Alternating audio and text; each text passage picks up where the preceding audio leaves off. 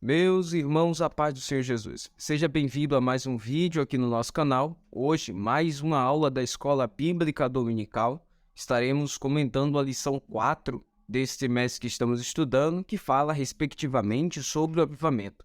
Hoje estudaremos a lição de número 4, que traz um tema, o Ministério Avivado de Jesus. Falaremos sobre o ministério de Cristo, falaremos sobre o avivamento desse ministério e como ele foi essencial para o mundo, para a humanidade. Sobre este tema, nós debruçaremos durante esse todo comentário para falarmos sobre o ministério avivado de Cristo. O texto áureo da lição está em Lucas, capítulo de número 4 e o verso de número 14. Então, pela virtude do Espírito, voltou Jesus para a Galileia e a sua fama correu por todas as terras em derredor. Verdade prática nos diz: o alcance espiritual da vida de um crente avivado revela a extraordinária atuação do Espírito Santo.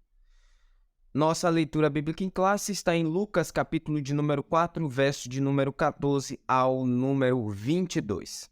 Então, pela virtude do Espírito, voltou Jesus para a Galileia, e a sua fama correu por todas as terras em derredor, e ensinava nas suas sinagogas e por todos era louvado. E, chegando a Nazaré, onde fora criado, entrou num dia de sábado, segundo o seu costume, na sinagoga e levantou-se para ler, e foi-lhe dado o livro do profeta Isaías. E, quando abriu o livro, achou o lugar em que estava escrito: O Espírito do Senhor é sobre mim, pois que me ungiu para evangelizar os pobres, enviou-me a curar os quebrantados do coração, a apregoar liberdade aos cativos, a dar vista aos cegos, a pôr em liberdade os oprimidos, a anunciar o ano aceitável do Senhor. E, cerrando o livro e tornando a dá-lo ao ministro, assentou-se, e os olhos de todos na sinagoga estavam fitos nele. Então, começou a dizer-lhes: Hoje se cumpriu esta escritura em vossos ouvidos. E todos lhe davam testemunho, e se maravilhavam das palavras de graça que saíam da sua boca, e diziam: Não é este o filho de José? Dentro dessa lição, nós temos 3 objetivos específicos para ser alcançado em sala de aula. No primeiro ponto, falaremos sobre Jesus e a pessoa do Espírito Santo. No segundo ponto, Jesus e a oração em seu ministério. E em terceiro ponto, uma vida na unção do Espírito. Partindo para o comentário da lição, nós entenderemos, numa breve introdução, que um ministério avivado, ele é um ministério que está na perspectiva do Espírito. Um ministério avivado de um pregador, um ministério avivado de um cantor, um ministério avivado de cada irmão que compõe a igreja, precisa estar ligado na perspectiva do Espírito. E o que é estar ligado na perspectiva do Espírito? É deixar que o Espírito Santo nos conduza em tudo aquilo que fazemos. É deixar que o Espírito Santo nos leve. É deixar que o Espírito Santo nos transporte.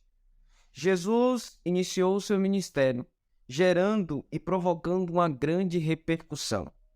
Quando nós estamos diante da perspectiva do Espírito, o ministério que nos foi dado pelo Espírito Santo, esse ministério gerará grande repercussão. Não existe anonimato para quem está sendo usado pelo Espírito. É uma frase bem comum de nós dizermos: nós preferimos viver o anonimato. Mas quando se é usado pelo Espírito, você não ficará no anonimato. O Espírito Santo fará obras excelentes na sua vida e estas obras gerarão repercussão. E assim, o nome do Senhor será conhecido através da sua vida. Então, não existe anonimato quando o Espírito Santo usa a vida de alguém. O ministério de Jesus, quando iniciou, gerou muita repercussão e a sua fama correu em derredor por todas as terras.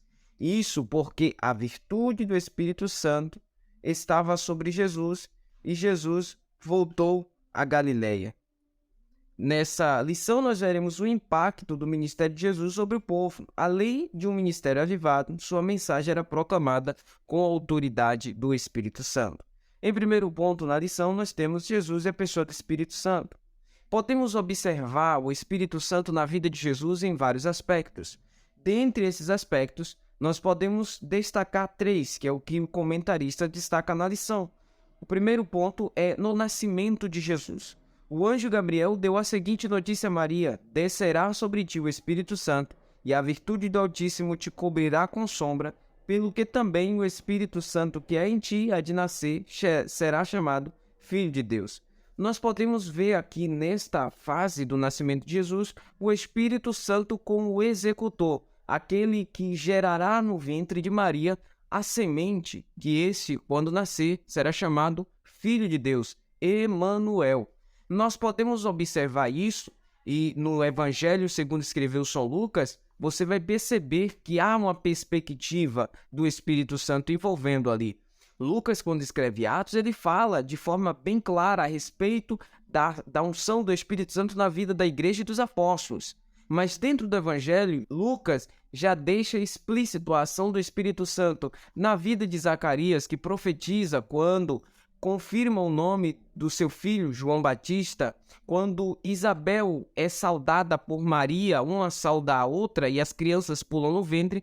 O texto de Lucas diz que Isabel foi cheia do Espírito Santo e começou a profetizar. Nós vemos o Espírito Santo também na vida de Simeão no templo, na vida de Ana, que estava no templo, e também do Espírito Santo contagiando a vida dos pastores a quem chegou a mensagem de Deus. Então, no nascimento de Jesus, vemos o papel do Espírito Santo como executor divino no ministério da encarnação. Então, o Espírito Santo, ele habitou pela semente dentro de Maria e fez gerar nela o Filho de Deus. No segundo ponto, nós temos o Espírito Santo no batismo. Antes de iniciar o ministério da Galileia, Jesus submeteu-se ao batismo de João. E aqui nós podemos observar que João Batista testifica dizendo: eu vi o Espírito descer como pomba e pousar sobre ele. Os céus se abriram e uma voz saiu dizendo: esse é meu filho amado em quem me comprazo. Depois de muito tempo, já no início do Novo Testamento, nós temos o Espírito Santo atuando tanto na vida daqueles que já foram citados, Isabel, Zacarias, Simeão, Ana, e na vida dos pastores, e também no ventre de Maria. Nós temos a Trindade se revelando no ato do batismo. Jesus sendo imerso ou tirado das águas, o Espírito Santo que desce sobre pomba e permanece sobre ele, e a voz de Deus que ecoa dos altos céus, falando: este é meu filho amado, em quem eu tenho muito prazer. Então, era uma manifestação indubitável da Santíssima Trindade. O Pai declarando o Filho como amado, Jesus saindo da água e o Espírito materializado em forma de pomba permanecendo sobre a cabeça dele.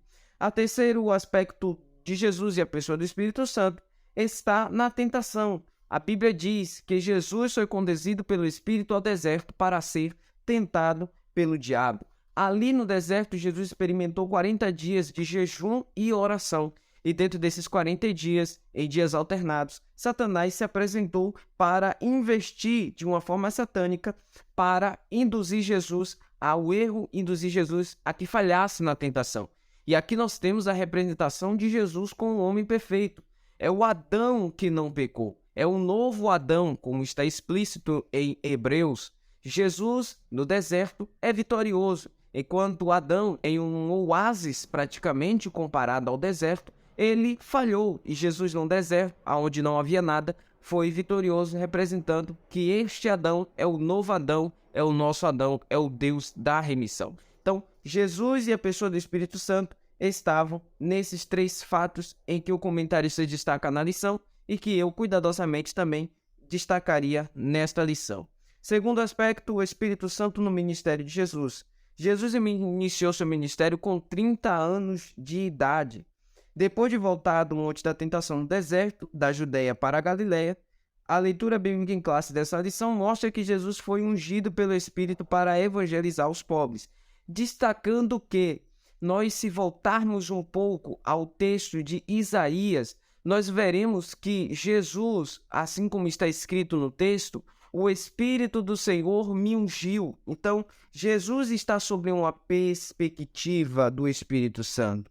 Jesus foi ungido para curar os quebrantados de coração, para liberar das prisões os presos, os cativos, para apregoar o ano aceitável do Senhor. Isso é o que Isaías diz E isso é o que Isaías fala sobre o ministério messiânico de Cristo. Então, nós podemos perceber que há um quebrantamento de coração e cura para os quebrantados.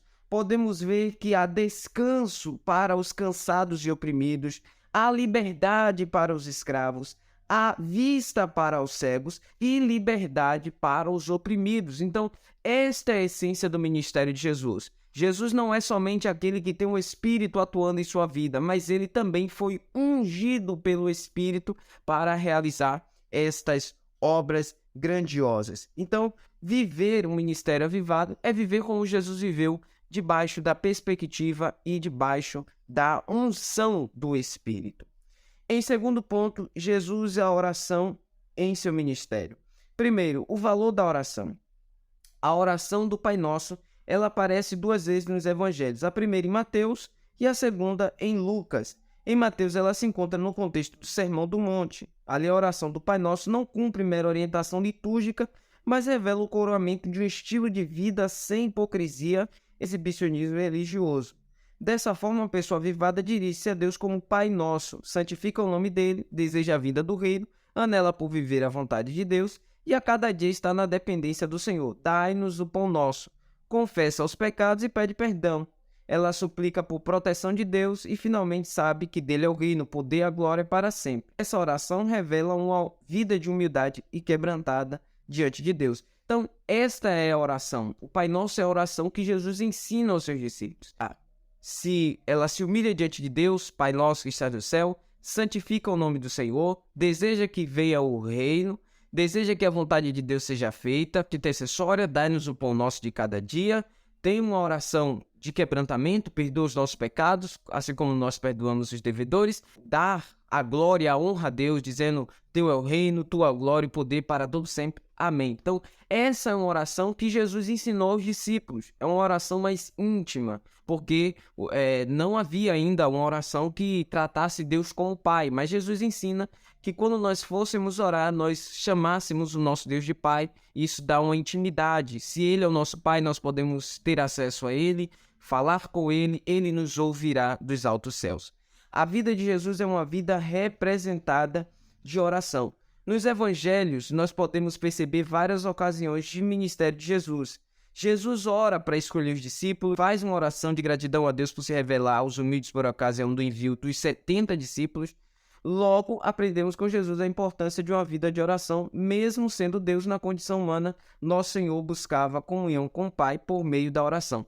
Nós podemos ver que Jesus vive uma vida de oração, ele orava diversas vezes, na tentação Jesus orou. Existem textos nos evangelhos que dizem que Jesus se afastava, ia para os desertos para orar, se retirava, subia ao monte para orar. Então, Jesus vivia uma vida de oração. E no momento mais difícil da sua vida, quando ele estava prestes a ser morto lá no jardim, ele orou incessantemente e até questionou os discípulos por que os discípulos não estavam orando com ele. Então, a vida de Jesus foi pautada em oração. Mesmo sendo Deus, ele viveu em oração. Não para manter uma comunhão com Deus ou com o Espírito, mas que, sendo vestido de um corpo material, ele necessitaria de viver essa vida de oração. E também precisamos salientar que Jesus é modelo para a igreja.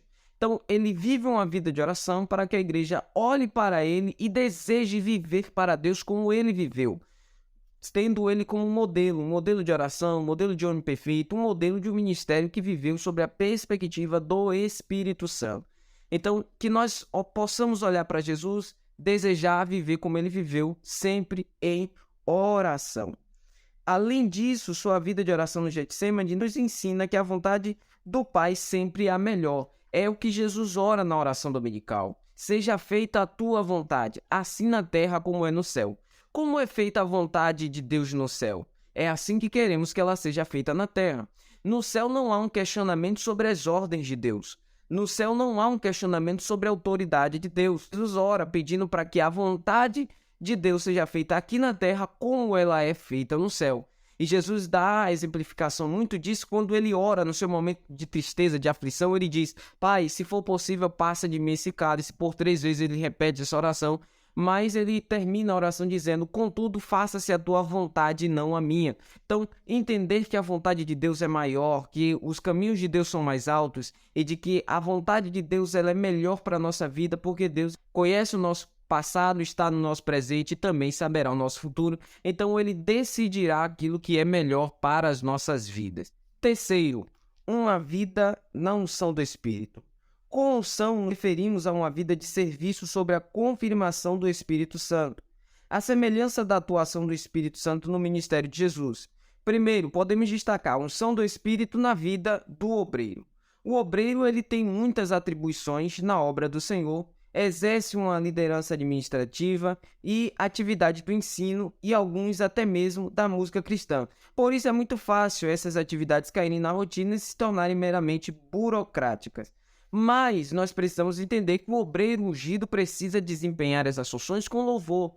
E para ele desempenhar essas funções com louvor, é necessário que ele tenha a ação do Espírito Santo. Nós podemos ver isso lá em Atos, na igreja primitiva, quando há uma reunião para levantar e chamar diáconos para trabalharem na igreja.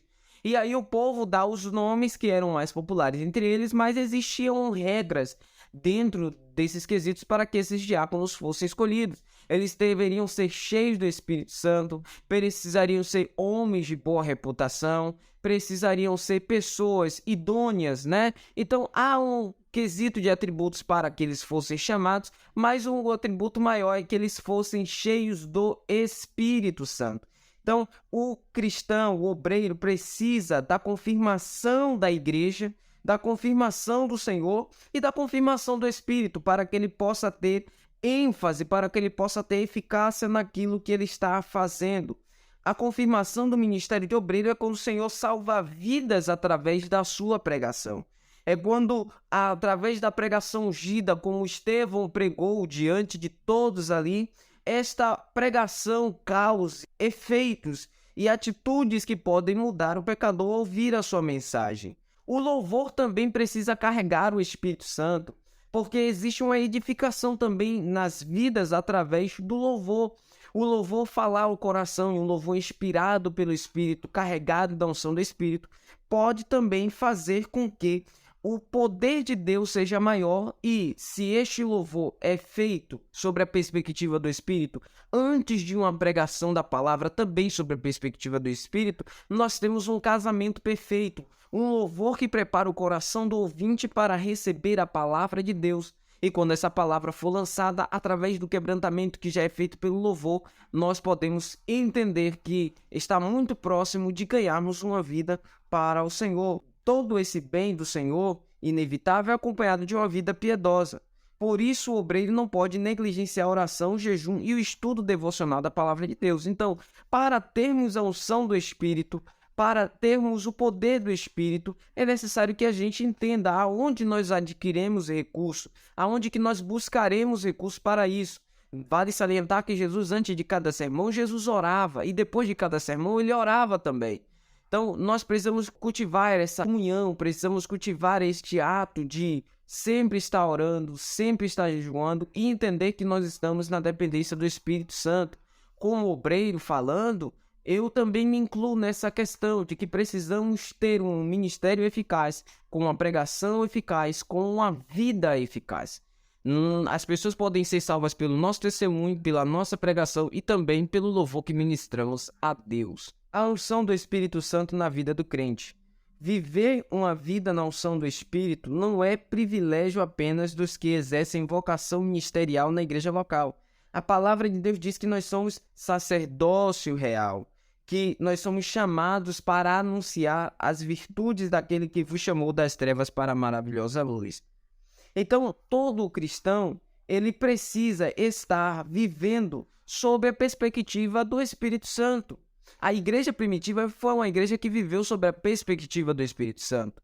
O cristão ele não pode achar que o Espírito Santo ou a unção do Espírito Santo é somente para o pastor, para o presbítero, para o diácono, ou para o auxiliar, ou para alguém que exerce uma função ministerial, um cantor, um pregador. Mas a unção do Espírito está na vida do crente, na vida do corpo da igreja.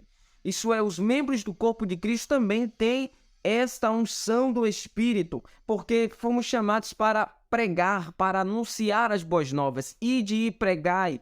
Esta é a chamada da igreja. Anunciar. Somos o sacerdócio real. Deus chamou cada crente para comunicar o evangelho. E para comunicar o evangelho ao pecador, é necessário que nós tenhamos dentro do nosso interior a unção do Espírito que nos capacitará a anunciar esta mensagem de forma mais eficaz. Então, nós exerceremos uma influência poderosa em nossa família, na faculdade, no local de trabalho ou em qualquer esfera da sociedade. Se nós tivermos a unção do Espírito Santo, nós seremos de fato as fiéis testemunhas de Cristo, levando as mensagens do Evangelho sobre a perspectiva e a unção do Espírito Santo. E aí nós teremos certeza que o nosso ministério, a nossa pregação será eficaz. Uma vida debaixo da perspectiva do Espírito Santo é o maior dom que foi dado por Deus para nós. Então, que nós possamos aplicar toda esta vida dentro da nossa vida para que possamos ser eficientes e possamos alcançar a vida do pecador que não conhece ainda a luz da salvação. Que Jesus te abençoe. Espero que este conteúdo venha ajudá-lo no conhecimento da lição.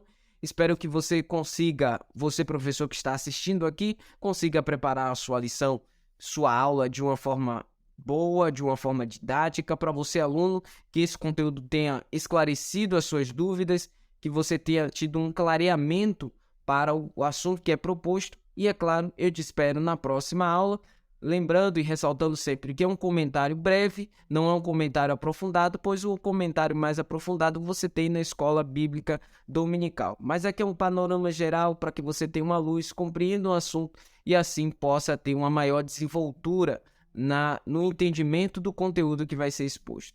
Eu te espero na próxima aula. Deus te abençoe em nome de Jesus e nós nos vemos no próximo vídeo.